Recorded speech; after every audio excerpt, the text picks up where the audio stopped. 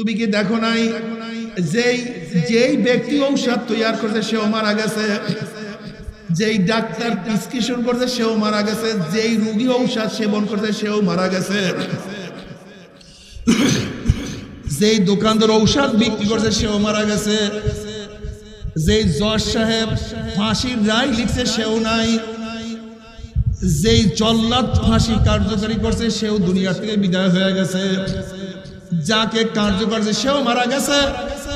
ফেরাউন নাই, মুসা আলাইহিস সালাতু ওয়াস সালাম দুনিয়াতে নাই, নবী ইব্রাহিম দুনিয়ার থেকে বিদায় হয়ে গেছে, নমরুদ দুনিয়ার থেকে বিদায় হয়ে গেছে, আমার নবীও দুনিয়াতে নাই, আবু জাহেলও দুনিয়াতে নাই, বাদশাও নাই, মন্ত্রীও নাই, ধনীও নাই, গরিবও নাই, না সুস্থ দুনিয়ার মধ্যে আছে না অসুস্থ দুনিয়ার মধ্যে থাকবে, বাবাও নাই, দাদাও নাই, আমরাও যাওয়ার পথে দুনিয়া থাকার জায়গা না, কেউ থাকতে পারে না, আমরাও থাকতে পারবো না। কিন্তু মুসাফির কি নিয়ে রওনা করছো, কোথায় রওনা করছো, খবরদার হিসাব নিকাশ না মিলাইয়া কেউ মাওলার কবরে যাইও না। তুমি কি দেখো না বাপ মা শুধু অন্যায় করার পরে বাপ মা তোমাকে তেজ্য পুত্র করিয়া দিছে, তুমি কি দেখো না মালিকের সাথে অন্যায় করার পরে মালিক তোমাকে লাথি দিয়া তাড়াইয়া দিছে, তুমি কি দেখো না দলের কথা না মানার কারণে দল তোমাকে দল থেকে ত্যাগ করিয়া দিছে। কিন্তু আমার মাওলা, আমার মাওলা, আমার মাওলা, আমার মাওলা ডাকলে কুলিয়া ইবাদিয়াল্লাযীনা আসরাফু আলা আনফুসিহিম লা তাকনাতু মির রাহমাতিল্লাহ ইন্নাল্লাহা ইয়াগফিরুয যুনুবা জামিআ। বান্দা আল্লাহ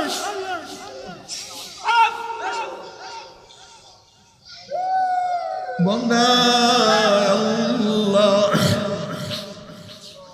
হযরত হাসান বসরি রাহমাতুল্লাহ আলাইহি বয়ান করতেছিলেন, আলাম ইয়ানিল্লাযীনা আমানু আন তাখশা কুলুবুহুম লিযিকরিল্লাহ।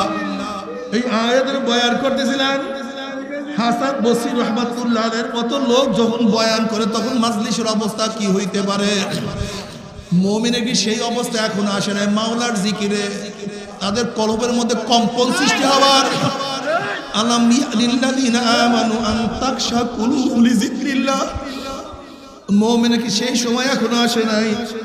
মাওলার জিকিরে তাদের কলবের মধ্যে ভয় সৃষ্টি হওয়ার, কম্পন সৃষ্টি হওয়ার সময় কি এখনো আসে নাই? এই আয়াতের বয়ান করতেছিলেন, মাজলিসের মধ্যে হায়বা সৃষ্টি হয়ে গেছে। এক যুবক, উদ্বা নামী এক যুবক লাভ দিয়ে উঠে বলে, হুজুর এমন কোন গুনাহ নাই যে গুনাহ আমি করি নাই, সব গুনাহ তো করছি, আমার উপায়টা কি হবে?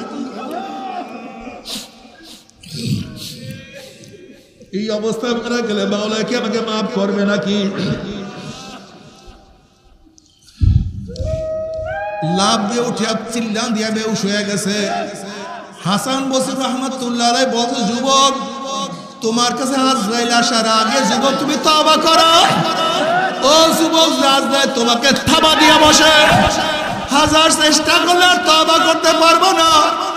অনেকক্ষণ পরে যুবক যখন হুঁশে আসছে, বলে হযরত এমন কোন গুনাহ নাই যে গুনাহ আমি করি নাই, মাওলা কি আমাকে মাফ করবে নাকি?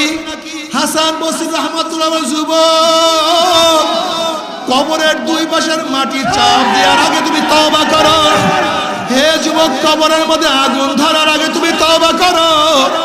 হে যুবক, কবরের মধ্যে সাপ তোমাকে আঘাত করার আগে তুমি তওবা করো।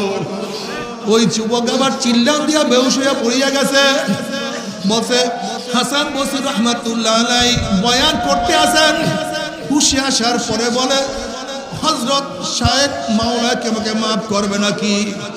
আমি তো গুনার পাহাড় করিয়া ফেলাইছি, আমি তো গুনার সাগর করিয়া ফেলাইছি, গুনার তো কোনো অভাব নাই, মাওলা কি আমাকে মাফ করবে নাকি? হাসান বসরি রাহমাতুল্লাহ আলাইহি বলেন, যুবক কিয়ামতের ময়দানে সূর্যের গরমে মাথা ফাটিয়া যাওয়ার আগে যুবক তুমি তওবা করো। যুবক চিল্লা দিয়া পড়িয়া গেছে। হাসান বসরি রাহমাতুল্লাহ আলাইহি বলেন, যুবক তওবা করো। এখনো সময় আছে, তওবা করো। তওবা না করিয়া মাওলার কবরে যাইও না। এবার যুবক বলছে, হযরত আমাকে তওবা করান, আমি আর গুনার কাজের কাছেও যাব না, খালেস তওবা করান। ওই যুবক খালেস তওবা করছে। এবার যুবক মাওলার কাছে বলছে, মাওলা রে, জীবনকে ধ্বংস করিয়া ফেলাইছি, আমি আর দুনিয়ার কাজকর্ম করতে চাই না, রিজিকের ব্যবস্থা তুমি করিও, আমি রিজিকের তালাশ আর করতে পারবো না। মাওলা হে, বহুত গুনাহ করছি, বহুত মানুষ গোমরা করছি, আমাকে এত সুন্দর কণ্ঠ দান করো যেন আমি তেলাওয়াত করলে মানুষ হেদায়েত পেয়ে যায়। আমি আর বদদিনই করবো না, এখন দিনের কাজে ব্যস্ত থাকবো।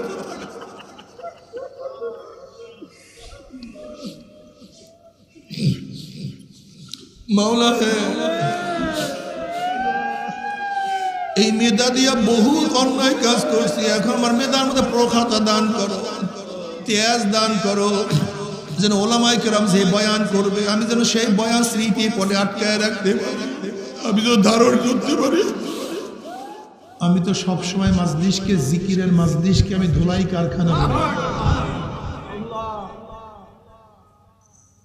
ধুলাই কারখানায় যখন জামা কাপড় দেওয়া হয়, জামা কাপড়গুলি ময়লা থাকে, কারখানা যখন ফেরত দেয় পরিষ্কার, ময়লার কোনো ছাপ থাকে না। এখানে ঢোকার আগে আমলনামায় গুনার বহুত ময়লা ছিল, আল্লাহ পাক কবুল করলে মাজলিস থেকে বের হয়ে যাবে, গুনাহ সব সাফ হয়ে যাবে। সুবহানাল্লাহ সবাই পড়েন নাই?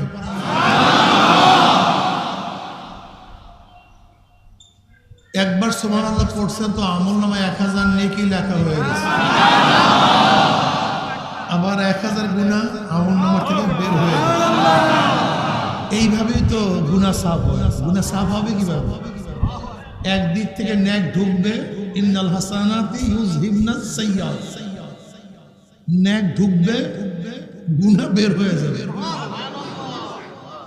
যখন ময়লা পাত্রের মধ্যে স্বচ্ছ পবিত্র পানি ঢুকাতে থাকবেন, একদিক থেকে পবিত্র স্বচ্ছ পানি ঢুকবে, অন্য দিক থেকে অপবিত্র পানি, ময়লা পানি বের হয়ে যাবে। ঠিক জিকিরের মাজলিসে নেক ঢুকাবেন, আমলনামায় গুনাহ বের হয়ে যাবে আস্তে আস্তে। বক্তব্য আমার না, বুখারী শরীফের মধ্যে দীর্ঘ রওয়ায়াত আসছে, এই মাজলিসকে কেন্দ্র করে আল্লাহ পাক ফেরেশতাদের সাথে বিভিন্ন প্রশ্ন এবং জবাব দেওয়ার পরে সিদ্ধান্ত দেন, উশহিদুকুম আন্নী কদ গফারতু লাহুম, ফেরেশতারা সাক্ষী থাক, গোটা মাজলিসের বান্দাদের গুনাহ খাতা সব মাফ করে দিয়েছে। ইয়াকুলুল মালাকু মিনাল মালাইকাতি ফীহিম ফুলানুন লাইসা মিনহুম ইন্নামা জাআ লিহাজাতান ইয়াকুলুল্লাহু আযজা ওয়া জাল্লা হুমুল যুলাসাউ লা ইয়াশকা জালিসুহুম, রাওয়াহুল বুখারী আও কামা ক্বালা নবী আলাইহিস সালাতু ওয়াস সালাম। অন্য রাওয়ায়াতের মধ্যে আছে, মা মিন কওমিন ইসতামু ইয়াসুল্লাহ তাআলা লা ইউরিদুনা বিযালিকা ইল্লা ওয়াজহাহু ইল্লা নাদাহুম মুনাদিন মিনাস সামাই আন কুনু মাগফুরাল লাকুম কদ কুদ্দিলাস সাইয়্যাতুম হাসানাত। যখন কোন সম্প্রদায় জিকিরের মাজলিসে বসিয়া যায়, জিকির শেষে যখন জাকিরের মাজলিস ছাড়তে থাকে, একদল আহ্বানকারী ফেরেশতারা আসমান থেকে ডাক দিলে, জাকিরিন শোনো, তোমরা এতক্ষণ যে কাজ করছো, আমল করছো, জিকির আজকার করছো, তার প্রতিদান শোনো। শোনো, আল্লাহ পাক তোমাদের গুনাহ খাতা মাফ করে দিচ্ছে। মাফ করছে তাই নয়, তোমাদের সমস্ত গুনাহকে আল্লাহ পাক নেকের দ্বারা পরিবর্তন করে। এই মাজলিস অনেক গুরুত্বপূর্ণ, অনেক দামি। খুব খেয়ালের সাথে বয়ান শোনা চাই। আমার তন মন, শরীর এবং মন একই জায়গায় থাকবে। শরীর এখানে, মন বাড়িতে, বয়ানে কোনো ফায়দা হবে না। শরীর বাড়িতে, মন এখানে, তাতেও লাভ নেই। শরীর মন একই জায়গায় রেখে গোটা দুনিয়া কিয়ামত হয়ে যাক, ওইদিকে আমার কোনো খেয়াল নেই, আমার খেয়াল বয়ান। ঠিক আছে ইনশাআল্লাহ? কথা বলছি শরিয়াত সম্মতায় কি সম্মত? কথা বলেন না, গ্রহণ করবেন। সুম্মা জাআলনাকা আলা শরিয়াতিন মিনাল আমর ফাত্তাবি'হা ওয়া লা তাত্তাবি'হু আল্লাযীনা লা ইয়া'লামুন। নবীকে আল্লাহ পাক বলছেন আপনার উপর আমি যে শরীয়ত নির্ধারণ করেছি ফাত্তাবিহ, সেই শরীয়ত অনুসরণ করুন, অনুকরণ করুন। কথাগুলি শরীয়ত সম্মত হয় গ্রহণ করুন, শরীয়তের উল্টা পাল্টা খেলাফ হলে প্রত্যাখ্যান করব। লা তুআতা লিমাখলুকিন ফি মাসিয়াতিল খালিক, গুনার উপরে কাউর কথা মানা যাবে না। যদিও গুনার আদেশ বাবা করুক না কেন, শ্রদ্ধা করব, সম্মান করব, ইজ্জত করব, কিন্তু আদেশ যদি গুনার হয় আমি মুমিন হিসেবে মানতে পারি না। যদি গুনার আদেশ মা করেন, শ্রদ্ধা সম্মান সব ঠিক থাকবে, এমনকি মায়ের ডাকে নফল ইবাদত ছেড়ে দিতে হয়। বুঝেন নাই? নফল ইবাদত মায়ের ডাক দিলে ছাড়তে হয়। পাদ্রী জুরাইস, আপনারা জানেন ঘটনা, বহুত বড় আবেদ ছিল, অনেক বড় আবেদ জুরাইস, বহুত বড় আবেদ, সব সময় ইবাদতের মধ্যে মগ্ন থাকে। জীর্ণ শীর্ণ একটা হুজরা ছিল, জীর্ণ শীর্ণ, সেখানে ইবাদতের মধ্যে মগ্ন থাকতো। একদিন মা গিয়ে ডাকলেন জুরাইস, সে নামাজরত অবস্থায়, নফল নামাজ, ডাকে সাড়া দেয়নি, ডাকে সাড়া দেয় না। মায় কষ্ট পেয়েছে, আমি ছেলেকে ডাকলাম আর তুই আমার ডাকে সাড়া দেস নাই। এই যুবকরা, মুরব্বীরা, খুব ভালো মতো শুনবা, মা বাবা কি জিনিস। মা কষ্ট পেয়ে হঠাৎ বলছে, যা আল্লাহ যেন তোমার উল্টা মেয়ের দ্বারা অপমানিত করে, কোন খারাপ মেয়ের দ্বারা তোকে অপমানিত করে, আল্লাহ মাফ করে দেখ। বাপ মায়ের দোয়া বর দোয়া তো পর্দাবিহীন আল্লাহ পর্যন্ত পৌঁছিয়া যায়। তীর ছুটে গেছে, কি করার? যদি ধনুক থেকে তীর ছুটে যায় ফিরানো যায় না, মুখ থেকে বের হয়ে গেছে, কাট করে লেগে গেছে। এর জন্য খবরদার মনে রাখতে হবে, বাপ মা রাগ করে বাচ্চাদের উপরে কোনো সময় অভিশাপ দিবেন না, এই ভুলটা কোনোদিন করবেন না। যদি বাচ্চারা কোনো খারাপ কাজ করে, খারাপ আচরণ করে, খারাপ ব্যবহার করে, রাগ করিয়া কখনো অভিশাপ দিবেন না, খবরদার, কখনো না, এই ভুল করবেন না। যদি বেশি মন খারাপ হয় চলে যাবেন, ইস্তেগফার করবেন, তওবা করবেন, দুরূদ পড়বেন, রাগ ঠান্ডা করার চেষ্টা করবেন, বেশি বেশি নফল নামাজ পড়ে দোয়া করবেন, কান্নাকাটি করবেন বাচ্চাদের জন্য, কিন্তু খবরদার বদদোয়া দিবেন না। জানা নাই কখন বদদোয়া কবুল হয়ে যায়। আজীবনের জন্য কাঁদবেন কিন্তু আর ফিরাতে পারবেন না, আজীবনের জন্য কাঁদবেন, লাভ হবে না। এই জন্য খবরদার, যারা বাচ্চার মা বাবা হয়ে গেছেন, যারা হওয়ার পথে, সন্তানদেরকে কোনো অবস্থাতেই মালামাত করবেন না, বদদোয়া দিবেন না, গালি দিবেন না। এটা খুব ভালো মতো মনে রাখবেন। ব্যাস, মা বলছে কবুল হয়ে গেছে। ওই জমানার এক মহিলা কোনো কাজে বের হয়েছে, কোন এক কৃষকের সাথে তার দেখা, সুযোগ পেয়ে বসছে, অপকর্ম তার সাথে করছে, মহিলা হামেলা হয়ে গেছে, গর্ভবতী হয়ে গেছে। আর ওই সময় এই অবৈধ কাজ খুবই ঘৃণিত ছিল, অনেক আগের ঘটনা। মানুষ মোটামুটি আবেদ ছিল, সলেহ ছিল, অবৈধ কাজ সমাজে কেউ পছন্দ করতো না। এই মহিলা, তোর তো বিবাহ হয়নি, পেটে বাচ্চা কোথার থেকে? তোর তো বিবাহ হয়নি, এই পেটে বাচ্চা কোথার থেকে? বলে জুরাইস, ওই জুরাইস পাদ্রীর এই বাচ্চা, ওই জুরাইস পাদ্রীর এই বাচ্চা। বাদশাহ, মন্ত্রী পরিষদ, সৈনিকরা ক্ষিপ্ত হয়ে গেছে। দরবেশি করো, ফাইজলামি করো, ভেসাল ধরছ, আর অপকর্মের মধ্যে লিপ্ত থাকো, যাও ধরে নিয়ে আসো। বাদশাহ সৈন্য পাঠায়, জুরাইস পাদ্রীর যে হুজরা ঘর সব মিলায় দিয়েছে মাটির সাথে, অ্যারেস্ট করে নিয়ে আসছে। সে তো কিছুই জানে না, তার খবরই নেই, কোনো কিছুর খবর নেই। কি হয়েছে ভাই, কি হয়েছে? আরে মেয়ে তুমি তার বেশি করো, ইসলামী করো। যেহেতু মেয়ে নিজে সাক্ষী দিয়ে দিচ্ছে, এখন আর কোন টেনশন আছে? বাস কথা শোনার কোনো সুযোগ নাই। মার ধর করতে করতে তার কাছে নিয়ে গেছে, তার কাছে, বাদশার কাছে। এখন জুরাইস পাদ্রী বাদশাকে বলছে, ঘটনাকে আপনাকে অ্যারেস্ট করছেন কেন? তুই ফাইজলামি করেছ বেটা, তুই না অপকর্ম করছো অমুক মহিলার সাথে।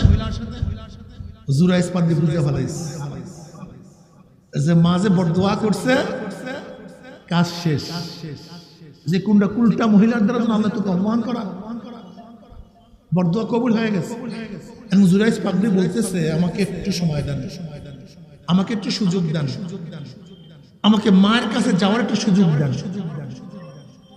এবার জুরাইস পাদ্রী মায়ের কাছে গেছে, গিয়া বলছে, মা গো, তুমি যে বড় দোয়া করছো, আমার অবস্থাটা খারাপ, আজকে আমার উপরে অপবাদ আসছে, আমাকে তো অ্যারেস্ট করা হয়েছে, অপমান করা হইতেছে, তুমি বড় দোয়া ফেরত নিয়ে যাও, তুমি আল্লাহর কাছে বলো যে আল্লাহ আমাকে হেফাজত করে। এবার মা বলছে, মাওলা, যে আমার কারণেই তুমি আমার বাচ্চাকে, আমার ছেলেকে অপমান অপদস্থ করো, আমি তোমার কাছে ক্ষমা চাচ্ছি, আমার ছেলেকে তুমি হেফাজত করো, তুমি হেফাজত করে মাফ করে দাও। এবার জুরাইস পাদ্রী বাদশাকে বলছে, আসেন এদিকে আসেন। আসছে, কি কোন মহিলা বলছে? অমুক মহিলা, নিয়ে আসেন মহিলাকে। এক রওয়ায়াতের মধ্যে আসছে, জুরাইস পাদ্রী মহিলার পেটের দিকে ইশারা করছে, হাত দিয়ে বলছে, এই পেটের বাচ্চা, তুই বল, তোর বাবাকে বল, তোর বাবাকে বল। ওই পেটের বাচ্চা বলিয়া দিয়েছে, আমার বাবু মকৃষক। এক রাওয়ায়াত। আর এক রাওয়ায়াতের মধ্যে জন্ম হওয়ার পরে তার মাথার মধ্যে স্পর্শ করে বলছে, বলতো তোর বাবাকে, তাহলে আমার বাবা মকৃষক। অন্য রাওয়ায়াতের মধ্যে আসছে, যেই গাছের নিচে অপকর্ম হয়েছিল, সেই গাছের নিচে গিয়ে জুরাইস পাদ্রী গাছকে ইশারা করছে, এক গাছ বল, তোর নিচে বসে কি অপকর্ম করছে। তোর গাছ সাক্ষী দিয়ে দিয়েছে, আমার নিচে বসিয়া অমুক কৃষক অপকর্ম লিপ্ত ছিল। এবার সমস্ত বাদশা পাদ্রীরা তো সবাই তার কাছে মাপ চায়, ক্ষমা চায়, ভুল করছি, অন্যায় করছি। বাদশা বলতেছে, এখন আমি তোমার ঘরটাকে স্বর্ণ দিয়ে বাঁধিয়ে দিতে চাই। না, আমি তো স্বর্ণের ঘর চাই না, আমি স্বর্ণের ঘর, তোমরা ইচ্ছা করলে আজের মতো জীর্ণ শীর্ণ একটা ঘর আমাকে করে দিতে পারো, যে আমার জুলুম হয়েছে।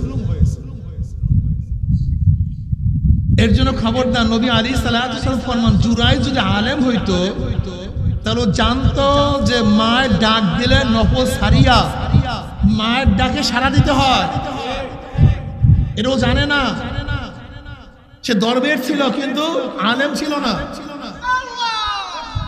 এর জন্য বলবো, মায়ের কথায় নফল ইবাদত ছাড়তে হয়, লেকিন সেই মাও যদি আদেশ গুনার করে যে তোর বুরখা পড়তে হবে না, তোর নামাজ লাগবে না, এই বয়সে দাড়ি রাখার প্রয়োজন নাই, যা সিনেমা দেখ, যা পর্দা করিস না, যদি মাও সেই গুনার আদেশ করে, তাহলে সেই গুনার আদেশ মা করলেও আমি মুমিন হিসেবে মানতে পারি না।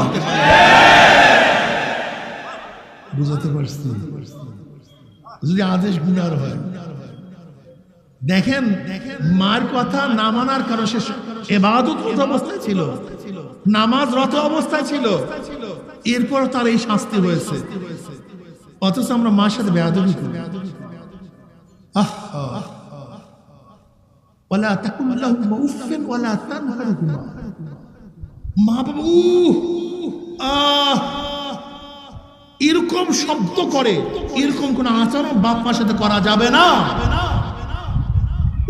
ও আমাকে ব্যথা দিচ্ছে, ও আমাকে কষ্ট দিচ্ছে, ও আমার সাথে এই খারাপ ব্যবহারটা করছে, এরকম করতে পারলো, এরকম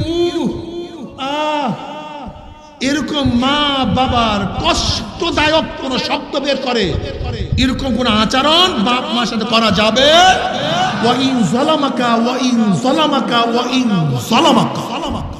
যদিও বাপ মা জুলুম করে কিন্তু তারপরও বাপ মার সাথে বেয়াদবি করা যাবে না। বলতে পারে হুজুর স্ত্রী তো বাপ মার সাথে থাকতেই পারে না, মেলেই না, কি করব? বাপ মার সাথে স্ত্রীকে রাখা ফরজ না, ওয়াজিব না। বেয়াদবির থেকে গায়রে হাজির ভালো। তুমি তোমার স্ত্রীকে ফারেক করো, তোমার জন্য তোমার বাপ মার খেদমত করা ফরজ। তুমি খেদমত করবা, আল্লাহ না করুক তার কপালে যদি এরকম স্ত্রী বিজি বসে যে খেদমত করতেই চায় না, বাঁচতে পারে না, হতে পারে না, তাহলে তার উপরে তো ফরজ না, ফরজ তোমার উপরে। তোমার সংসার ঠিক রাখার জন্য আলাদা রাখো, কিন্তু বেয়াদবি করতে পারবে না। আমরা এই মাসালা দিয়ে দিই, বাপ মা যদি যা করে তোমাকে খেদমত করতেই হবে, থাকতে হবে। প্রতিদিন ঝগড়া, প্রতিদিন বিভেদ, প্রত্যেক দিন মারামারি, প্রতিদিন কাটাকাটি, না তারপরে থাকতে হবে কেন? কারণটা আলাদা করো। তুমি খেদমত করো, তোমার পয়সা বেশি থাকলে বাপ মার জন্য আলাদা খাদেম রাখো, তারপরে সংসারকে ঠিক রাখো, ঝামেলা করিও না। গুণাবন্দি নাই হতে পারে, কিন্তু আশ্চর্য হওয়ার কিছু নাই, গুণাবন্দি নাই হতে পারে, কিন্তু তোমার জন্য জরুরি আলাদা। এইটাই ভালো। এক পরিবারের মধ্যে সবাই না থাকাই ভালো। খাস করে যাদের অর্থ করি আছে তাদের জন্য জরুরি বর্তমান জমানায় বাপ মা এক জায়গায়, ছেলে বিবাহ করলে ভিন্ন জায়গায়, মেয়েকে বিবাহ দিলে আর এক জায়গায়, সবাইকে আলাদা করে দাও। যদি আলাদা করে দাও সম্পর্ক ভালো থাকবে, সুসম্পর্ক অক্ষুণ্ণ থাকবে, মারামারি কাটাকাটি ফাসাদ বন্ধ হবে না। আর বাপ মাকে বলবা সব ভাই ভাগ, প্রতি বাড়ি ঘুইরা প্রতিদিন মেহমান। কি কথা ঠিক আছে না? এক জায়গায় গেলে টাকা টাকিয়া গঞ্জাম করিয়া, আসলে কি শরিয়ত তাও আমরা জানি না। সমস্যাই আবার অনেক কথা বলতে গেলে বর্তমান মেয়েরা আবার বেশি পাওয়ার হয়ে যায়। আমরা কি মেয়েদেরকে বিবাহ করছি তোমার বান্দি না, লিউন্ডি তোমার, সে অর্ধাঙ্গনী, ধর্মের অর্ধেক, সহধর্মিনী তোমার স্ত্রী, অথচ আমরা স্ত্রীকে মনে করছি আমার কাজের বান্দি। আস্তাগফিরুল্লাহ। তুমি কি জানো স্ত্রীর পাওয়ারটা কি? স্ত্রী যদি তোমাকে দাবি করে তোমার বাচ্চাকে আমি দুধ খাওয়াতে পারবো না, যদি দুধ খাওয়াই পয়সা দাও, তোমাকে দিতে বাধ্য, তোমাকে দিতে হবে। কেন? তোমার বাচ্চা পালার দায়িত্ব তোমার স্ত্রীর দায়িত্ব না, সে ইহসান করতেছে। যদি স্ত্রী বলে আমাকে পাক করি আমি খাওয়াতে পারবো না, সদা হিসাব কি আমি কষ্ট হয়, তোমার জন্য জরুরি তাকে পাক করে খাওয়াও, খাদেমা রাখো, স্ত্রীকে খাওয়াও। ইসলাম মেয়েদের কত সম্মানিত করছে, কত ইজ্জত দান করছে। আর আমরা মেয়েদেরকে কি বানাইছি? লিউন্ডি বানাইয়া ফেলাইছি, কাজের বুয়া বানাইয়া ফেলাইছি। মনে করতে হবে পার্টটা কেমন, আমি বাহিরে কাজ করি, আমার স্ত্রী তো আমাকে হিসান করে। এইভাবে বুঝাও যে তোমার হিসান তো আমি চাই, আমি তোমাকে চাপাইয়া দিতে চাই না। এইভাবে মন দিয়ে শোনো যে কাজটা করে, আর একদিকে কাজ করে ওইদিকে তোমাকে গালি দেয়, এরকম না হয়। সম্পর্ক ঠিক রাখিও। যেটা বলতেছিলাম, যদি গুনার আদেশ পীর করে তাহলে মানতে হবে, ঠিক আছে না ভাই? ভুলে গেছেন ওয়াজের মধ্যে, মাশাআল্লাহ বলেন না। যদি গুনার আওয়াজ পীরে করে মানতে হবে, ঠিক আছে না? বাদশা যদি করে, প্রাইম মিনিস্টার যদি করে, ওনাতে ঠিক আছে। দল যদি করে তাহলে অবশ্যই মানতে হবে, ঠিক আছে না? নেতা যদি করে, কারণ নেতা তোমার ফ্যান্সি ডিলের বোতল দিয়ে দিছে, গাজার কলকি ধরাই দিছে, তোমার কিছু অবৈধ পিস্তল দিয়ে দিছে, তোমাকে দিকে 500 টাকার নোট বাইরে দিছে নেতা। কেন দিছে জানো? বর্তমান নেতাদের এইটার ব্যবসা। ও তোমার উপর ইনভেস্ট করবে 50 লক্ষ, কামাই করবে 50 কোটি। তোমার কাঁধের মধ্যে বন্দুক রাখিয়া, তোমার কাঁধের মধ্যে বন্দুক রাখিয়া স্বীকার করবে। জানো আজকে আমাদেরকে কি করতেছে? তোমাদের অন্যায় করা, আমাদের অন্যায় করা, এরপরে কেসে পড়ি, জেলে যাই, টাকা নাই, সারায় কে? নেতা। বলে আরে নেতাজি সারা জীবন ভর জেলে থাকতাম, কিন্তু জেলে গেছি কেন এই চিন্তা করতে একদিন। নেতাজি সারা জীবন ভর জেলে থাকতাম, জেলে গেছিও তো নেতাজির কারণে। কত কৌশল! ওদের আদর্শ নাই তো, চরিত্র নাই তো। ওরা তো মানুষকে কারাপ্টেড বানায়, আকাম কুকাম করায়, এর ভিডিও রাখে, সব কিছু ডকুমেন্ট তাদের কাছে থাকে। যখনই তার থেকে সরতে চায়, এই খবরদার, এই যে দেখো, এই দেখো। ওরা মানুষকে কন্ট্রোল করে অবৈধভাবে, আর আমরা মানুষকে কন্ট্রোল করি বৈধভাবে। এই জন্য আমরা অনেক সময় বলি, তোমাদের 10,000 কর্মীর যেই দাম, আমাদের একটা কর্মীর তার চেয়ে 1000 গুণ বেশি। তাহলে কেন? তোমাদের কর্মীরা ভোগী, আমাদের কর্মীরা ত্যাগী। তোমরা পাইলে আসো, না পাইলে নাই, আর আমাদের কর্মীরা পাইলেও আছে, না পাইলেও আছে। তোমরা তোমাদের কর্মীদেরকে দাও, আর আমাদের কর্মীরা খরচ করে তারা দেয়। তোমাদের কর্মীরা চায়, আর আমাদের কর্মীরা দেয়, চায় না। তোমাদের কর্মীদের খেয়াল দুনিয়া, দুনিয়া, দুনিয়া, দুনিয়া। কিভাবে গাড়ি করব, বাড়ি করব, এই এলাকার চাঁদা কিভাবে তুলব, মার্সিডিজ গাড়ির কিভাবে মালিক হয়ে যাব, কার পকেটে মারবো, কাকে খুন করব, হত্যা করব, জুলুম করব, অত্যাচার করব। ইডেন কলেজের অবস্থা দেখছেন না বর্তমানে বের হয়ে গেছে? দেখছেন? সচেতন না তো সবাই দেখছে। ওরা ইজ্জত মারিয়া মানুষের টাকা কামাই করে, নেতাগিরি করে। আর আমরা কিভাবে নেতাগিরি করি? আমরা বলি না, দুনিয়া কিছু না, আখিরাত সব। তুমি কি দেখো নাই, যেই ব্যক্তি ঔষধ তৈয়ার করছে সেও মারা গেছে, যেই ডাক্তার প্রেসক্রিপশন করছে সেও মারা গেছে, যেই রোগী ঔষধ সেবন করছে সেও মারা গেছে,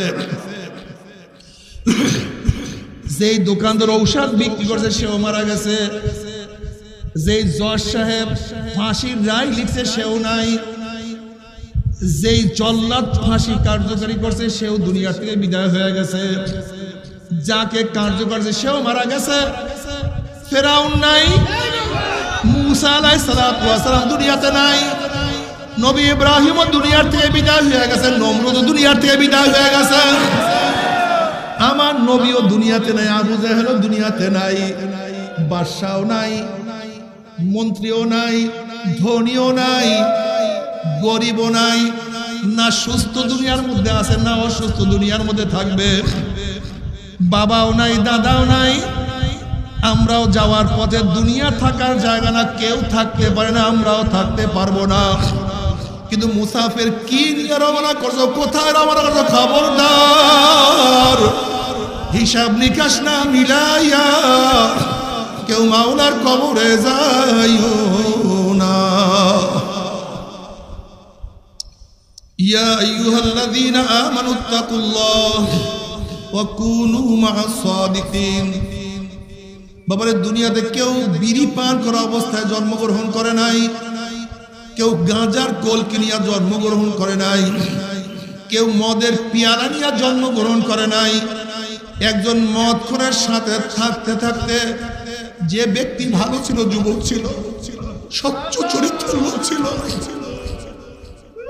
সেই আদর্শবান যুবকটা মদখোরের সাথে থাকতে থাকতে নেশাগ্রস্ত হয়ে গেছে।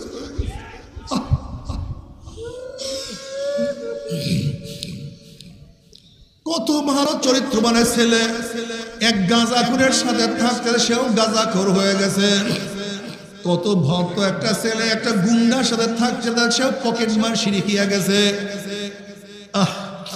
কত ভদ্র একটা ছেলে খুনির সাথে থাকতে থাকে সেও খুনি হয়ে গেছে। কত ভালো একটা ছেলে জালেমের সাথে থাকতে সেও জালেম হয়ে গেছে। কত ভালো একটা ছেলে নাস্তিকের সাথে থাকতে সেও নাস্তিক হয়ে গেছে। আবার কত বেনামাজি নামাজির সাথে থাকতে থাকতে সে নামাজ পড়া শুরু করছে। কত দাড়ি ছাড়া ব্যক্তিরা দাড়িওয়ালার সাথে থাকতে দাড়ি রাখা শুরু করছে। যাদের চোখের মধ্যে পানি ছিল না, একজন পানিওয়ালার সাথে থাকতে থাকতে চোখের পানি জারি হয়ে গেছে। যাদের জবানে জিকির ছিল না, একজন জাকিরের সাথে থাকতে থাকতে জবানের মধ্যে জিকির জারি হয়ে গেছে। যাদের কলমের মধ্যে সবসময় দুনিয়া দুনিয়া দুনিয়া, একজন আশেকের সাথে থাকতে থাকতে তার এশকের এখন তার কলমের মধ্যে লাগিয়ে গেছে। এখন সারাদিন বলে মাওলা আমার মাওলা কই। এ আমার যুবক বাবারা, দুনিয়া থাকার জায়গা না, দুনিয়া থাকার জায়গা না। दुनिया का दोस्ती मिसले कागज फूल है, ज़ाहिरी में खुशनुमा है, हकीकत में कुछ नहीं। দুনিয়ার মোহাব্বত কাগজের ফুলের মতো দেখতে তো অনেক আকর্ষণীয়, কিন্তু আসলে কাগজের ফুল, ভিতরে কোনো ঘ্রাণ নাই। দুনিয়ার মোহাব্বত এর হাকিকত বলতে কিছু নাই। তুমি কি দেখো নাই তোমার বন্ধু যার জন্য জীবন দিয়া দিতে পারতাম, কিন্তু স্বার্থের ব্যাঘাত হওয়ার পরে ওই বন্ধুই তোমার সবচেয়ে বড় শত্রু হয়ে গেছে। তুমি কি দেখো না বাপ মা সাথে অন্যায় করার পরে বাপ মা তোমাকে তেজ্যপুত্র করিয়া দিছে। তুমি কি দেখো না মালিকের সাথে অন্যায় করার পরে মালিক তোমাকে লাথি দিয়া তাড়াইয়া দিছে। তুমি কি দেখো না দলের কথা না মানার কারণে দল তোমাকে দল থেকে ত্যাগ করিয়া দিছে। কিন্তু আমার মাওলা, আমার মাওলা, আমার মাওলা,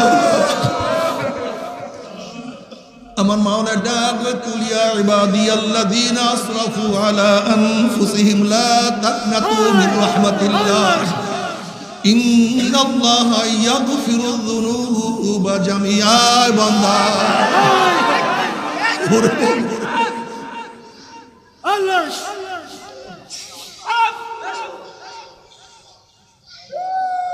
বন্দা আল্লাহ। হযরত হাসান বসরি রাহমাতুল্লাহ আলাইহি বয়ান করতেছিলেন, আলাম ইয়ানিল্লাযীনা আমানু আন তাকশা কুলুবুহুম লিযিকরিল্লাহ। এই আয়াতের বয়ান করতেছিলেন হাসান বসরি রাহমাতুল্লাহ আলাইহির মতো লোক যখন বয়ান করে তখন মাজলিসের অবস্থা কি হইতে পারে। মুমিনের কি সেই অবস্থা এখন আসে না? মাওলার জিকিরে তাদের কলবের মধ্যে কম্পন সৃষ্টি হওয়ার। আলাম ইয়ানিল্লাযীনা আমানু আন তাকশা কুলুবুহুম লিযিকরিল্লাহ। মুমিনের কি সেই সময় এখনো আসে নাই? মাওলার জিকিরে তাদের কলবের মধ্যে ভয় সৃষ্টি হওয়ার, কম্পন সৃষ্টি হওয়ার সময় কি এখনো আসে নাই? এই আয়াতের বয়ান করতেছিলেন, মাজলিসের মধ্যে হায়বা সৃষ্টি হয়ে গেছে। এক যুবক, উদ্বা নামী এক যুবক লাভ দিয়ে উঠে বলে, হুজুর এমন কোন গুনাহ নাই যে গুনাহ আমি করি নাই, সব গুনাহই তো করছি, আমার উপায়টা কি হবে? এই অবস্থায় আপনারা গেলে মাওলা কি আমাকে মাফ করবে নাকি? লাভ দিয়ে উঠে চিল্লান দিয়া বেহুশ হয়ে গেছে। হাসান বসরি রাহমাতুল্লাহ আলাইহি বলছে, যুবক তোমার কাছে আজরাইল আসার আগে যুবক তুমি তওবা করো। ও যুবক, আজরাইল তোমাকে থাবা দিয়া বসে, হাজার চেষ্টা করলে আর তওবা করতে পারবো না। অনেকক্ষণ পরে যুবক যখন হুঁশে আসছে, বলে হযরত এমন কোন গুনাহ নাই যে গুনাহ আমি করি নাই, মাওলা কি আমাকে মাফ করবে নাকি? হাসান বসরি রাহমাতুল্লাহ আলাইহি, যুবক কবরের দুই পাশের মাটি চাপ দেওয়ার আগে তুমি তওবা করো। হে যুবক, কবরের মধ্যে আগুন ধরার আগে তুমি তওবা করো। হে যুবক, কবরের মধ্যে সাপ তোমাকে আঘাত করার আগে তুমি তওবা করো। ওই যুবক আবার চিল্লান দিয়া বেহুশ হয়ে পড়িয়া গেছে। বসে হাসান বসরি রাহমাতুল্লাহ আলাইহি বয়ান করতে আসেন, হুঁশে আসার পরে বলে, হযরত শায়েখ মাওলা কি আমাকে মাফ করবে নাকি? আমি তো গুনার পাহাড় করিয়া ফেলাইছি, আমি তো গুনার সাগর করিয়া ফেলাইছি, গুনার তো কোনো অভাব নাই, মাওলা কি আমাকে মাফ করবে নাকি? হাসান বসরি রহমাতুল্লাহ আলাইহি বলেন, যুবক কিয়ামতের ময়দানে সূর্যের গরমে মাথা ফাটিয়া যাওয়ার আগে যুবক তুমি তওবা করো। যুবক চিল্লা দিয়া পড়িয়া গেছে। হাসান বসরি রহমাতুল্লাহ আলাইহি বলেন, যুবকরা তওবা করো,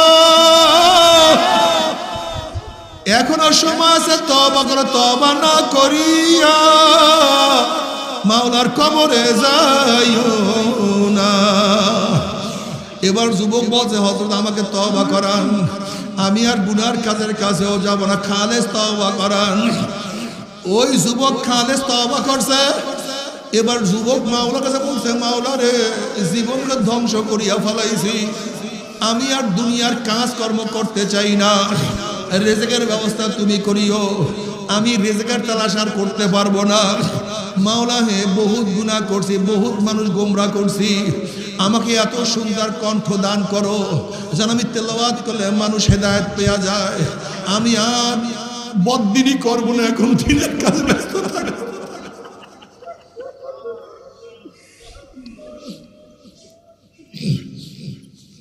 মাওলা হে, এই মেধা দিয়া বহু অন্যায় কাজ করছি, এখন আমার মেধার মধ্যে প্রখরতা দান করো, তেজ দান করো, যেন ওলামায়ে কেরাম যে বয়ান করবে আমি যেন সেই বয়ান স্মৃতি পড়ে আটকায় রাখতে পারি, আমি যেন ধারণ করতে পারি, আমি যেন শুনাইতে পারি। তুমি সেই ব্যবস্থা আমাকে করে দাও। আল্লাহর কি করিশ্মা, আল্লাহ পাক রব্বুল আলামিন যুবকের 3টা দোয়া কবুল করছে। ওই যুবকের ঘরের মধ্যে প্রতিদিন সকাল বিকাল কোথার থেকে রুটি আর ভাজি আসতো, কেউ জানতো না। ওই যুবককে আমার মনে এত সুন্দর গলা দান করছে, তেলাওয়াত করলে তেলাওয়াত শোনার পরই মানুষ হেদায়েত পাওয়া যাইতো। ওই যুবককে আমার মনে এত মেধা দান করছে, একবার শুনলে আর কোনদিন সে ভুলতো না। এ আমার যুবক বাবারা, মুরব্বী বাবারা, পর্দার মা বোনেরা, আমার মাওলা এত মেহেরবান মাওলা, আমার মাওলা এত দয়াবান মাওলা, আমার মাওলা সব সময় ডাকরা, বান্দা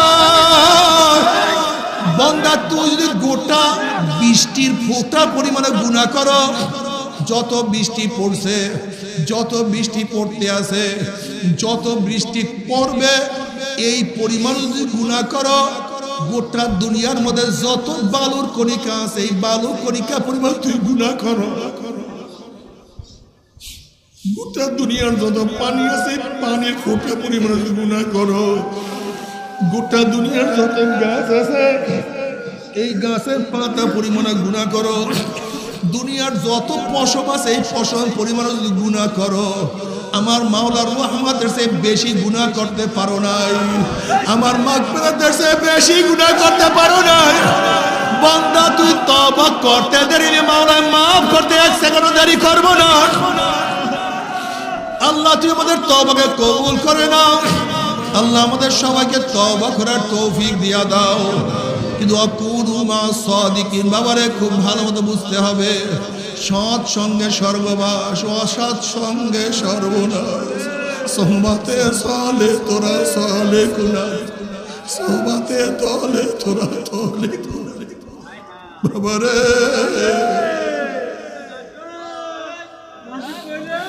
ও যুবক, খবরদার সঙ্গী তালাশ করতে ভুল করিও না।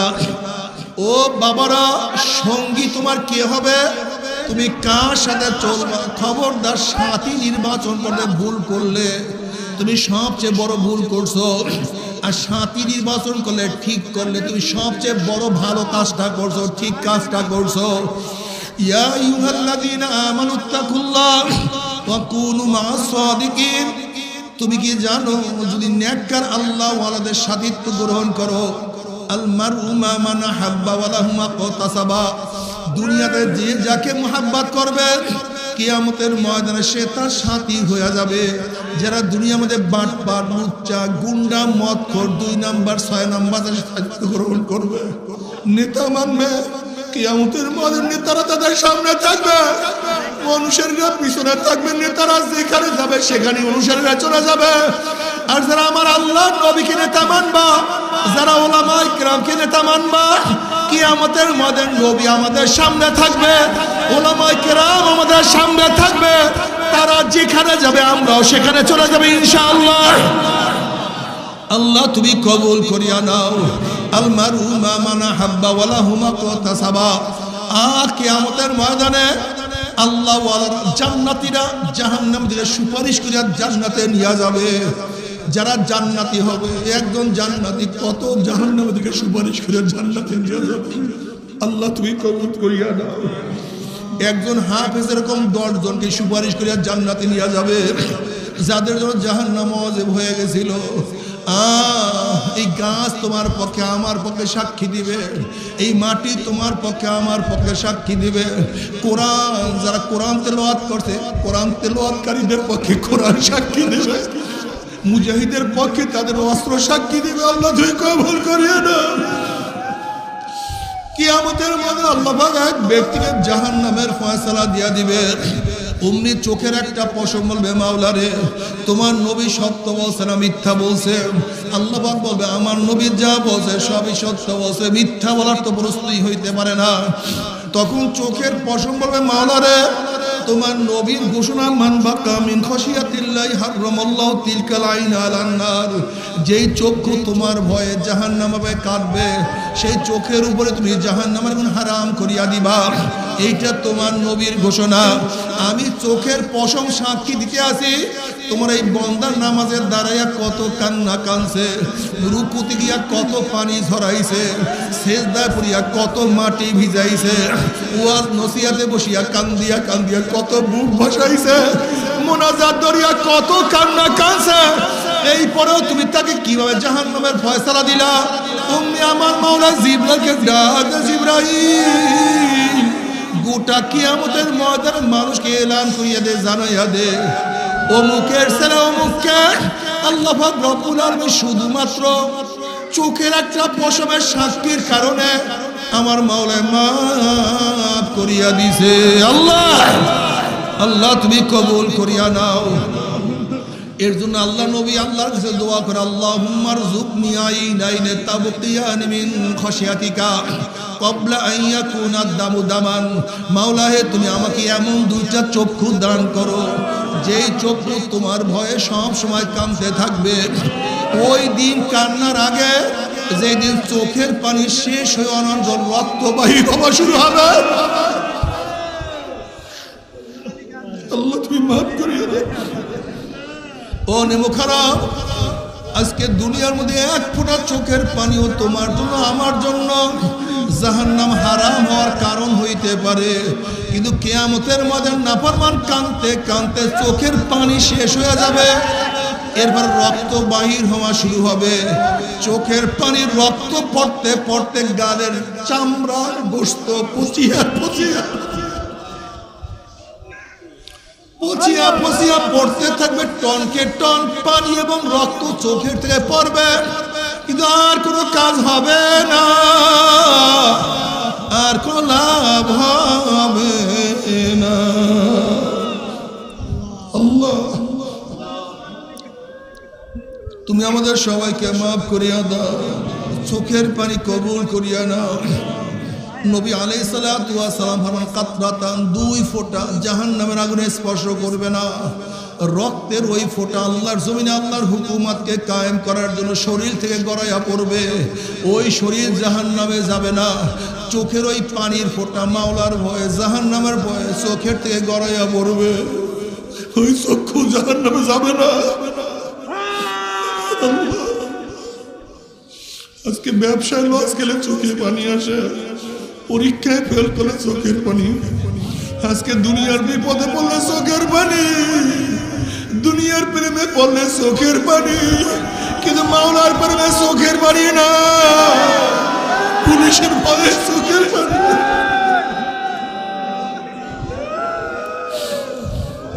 কিন্তু মাওলার ভয়ে চোখের পানি না।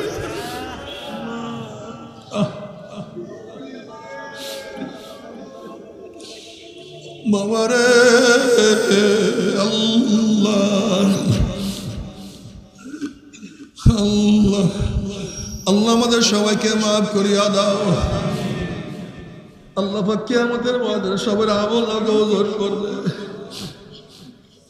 ওয়ামান ইয়ামাল মিসকালা যাররাতিন খায়রান ইয়ারা, এক যাররা পরিমাণ দেখতে পারবা ওজন হবে। ওয়ামান ইয়ামাল মিসকালা যাররাতিন শাররান ইয়ারা। আল্লাহ না করুক, আল্লাহ না করুক, নেকের পাল্লা যদি হালকা হইয়া যায়, গুনার পাল্লা ভারী হইয়া যায়, অমনি জাহান্নামের ফয়সালা হইয়া যাবে। আল্লাহ মাফ করিয়া দাও। যখন জাহান্নামে নিক্ষেপ করবে, 70 বছর পর্যন্ত জাহান্নামে যাইতেই থাকবে, যাইতেই থাকবে। পানি পানি করে চিল্লাইবে, ক্ষুধার্ত, খানা খানা। তাদেরকে হেউজ গাছ দেয়া হবে, কাঁটাযুক্ত গাছ। খাওয়ার সাথে সাথে গলার মধ্যে আটকাইয়া পড়বে, না নিচের দিকে যাইবে না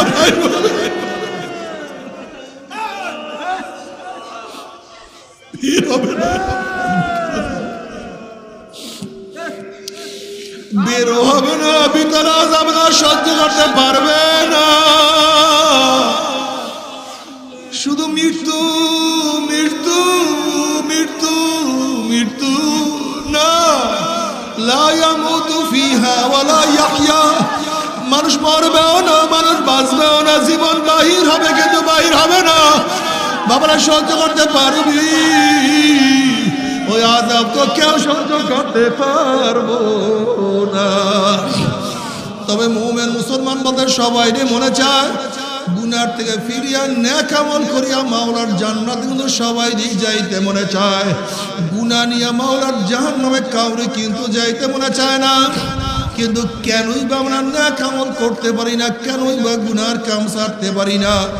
এর মূল কারণ হলো আপনার এবং আমার পিছনে নফস এবং শয়তান লাগিয়া রইছে। এই নফস এবং শয়তান থেকে ফেরার জন্য যে কোনো একজন হক্কানি আল্লাহর ওলির হাতে হাত দিতে হবে রে বাবা। খবরদার, বর্তমান জমানায় পীর মুরিদে ভেজাল, ব্যবসা, দলাদলি, হিংসা, হাসাদে পরিণত হয়ে গেছে।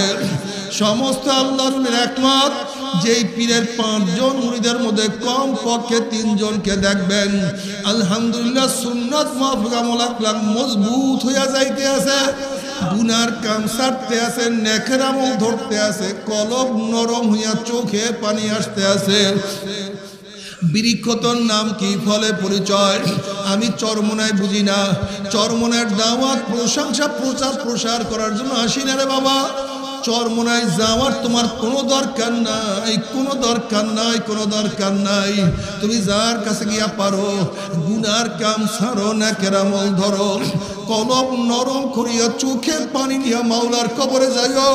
যেরকম দুনিয়ার ঘরে আগুন লাগলে পানি ছাড়া নিবানো যায় না, ঠিক তোমার আমার গুনার দ্বারা যে জাহান্নামের আগুন জ্বলিয়া রইছে, চোখের পানি ছাড়া কিন্তু জাহান্নামের আগুন নিবানো সম্ভব না। কাজী বাবা আমার জন্য দোয়া আছে, আমিও দোয়া করি। সবাই সবার প্রাণ খুলিয়া দোয়া করো, যেন কিয়ামতের ময়দানে গলাগলি বাঁধিয়া মাওলা একসাথে জান্নাতে যাওয়ার তৌফিক দিয়া দেয়। আল্লাহুম্মা আমিন।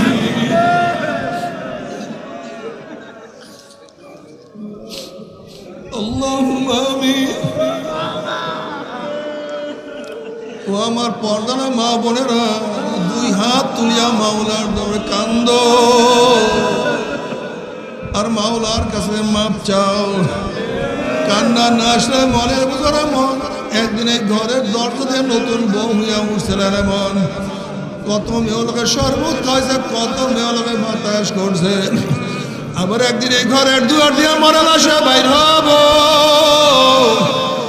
ছেলে কানবে মামা করে, মেয়ে কানবে মামা করে, ওরে মন জবাব তো আর দিব না। আল্লাহ কত আলেম ওলামা দিনে হাত তুললাম রে মাওলা।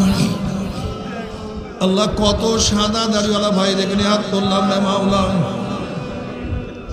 আল্লাহ কত বেগুনার নাম বলে তালবে আলেম ভাইদেরকে নিয়ে হাত তুললাম রে মাওলা। আল্লাহ কত জাকিরিন শাকির খাস খাস বান্দাদেরকে নিয়ে হাত তুললাম রে মাওলা। আল্লাহ আমি তো গুনাহগার, আমার দিকে না তাকাইয়া তোমার যেই বন্দার হাত পছন্দ হয় তার ছিল আমাদের সবার গুনাহ খাতা মাফ করে দাও আল্লাহ। আল্লাহ তুমি মাফ করবাই না, তুমি ক্ষমা করবাই না। তারা তোমার বন্দার এখানে কেন আসছে, কি পাওয়ার জন্য আসছে, কি চাওয়ার জন্য আসছে?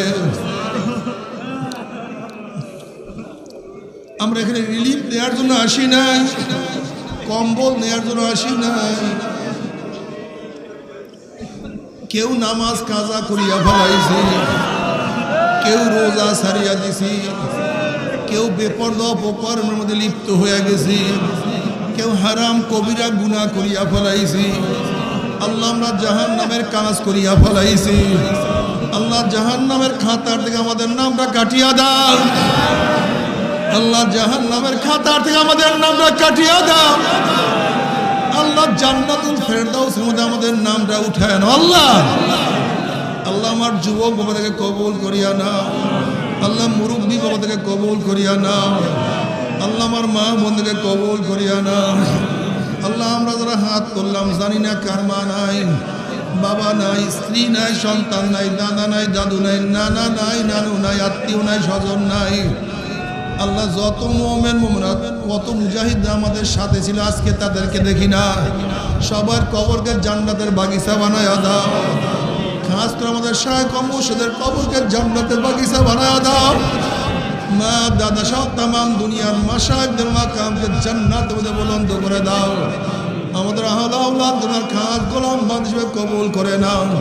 রব্বানা হাব লানা মিন আজওয়াজিনা ওয়া যুররিয়াতিনা قرة عين واجعلنا للمتقين إماما رب ارحمهما كما ربياني صغيرا وصلى الله تعالى على خير خلقه محمد وآله وأصحابه وأزواجه وأتباعه أجمعين وارحمنا معهم برحمتك يا أرحم